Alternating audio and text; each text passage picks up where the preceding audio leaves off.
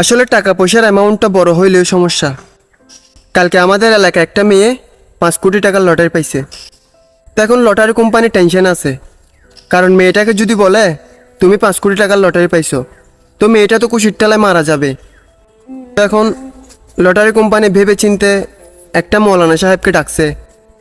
মৌলানা সাহেবকে টাকাগুলো বুঝাই দিছে, বলতেছে যাতে মেয়ের কোনো ক্ষয়ক্ষতি না হয় এরকমভাবে আপনি টাকাগুলো বুঝাই দিবেন।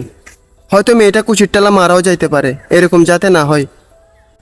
তো মৌলানা সাহেব মেয়েটাকে ডাকছে, ডেকে সুন্দর করে বলতেছে, আচ্ছা মনে করো তুমি 5 কোটি টাকার লটারি পাইছো, তুমি কি করবা? মেয়েটা তো কুচির টেলায় বলে, ও মাই গড, আমি তো 5 কোটি টাকার থেকে 2 কোটি টাকা আপনাকে দিয়ে ফেলবো, আপনাকে আমি বিয়ে করে ফেলবো। কি শুনতেছ? কুচির টেলায় মৌলানা সাহেব সহ মারা গেছে। এই জন্যই বলি টাকা পয়সা বেশি হলে সমস্যা।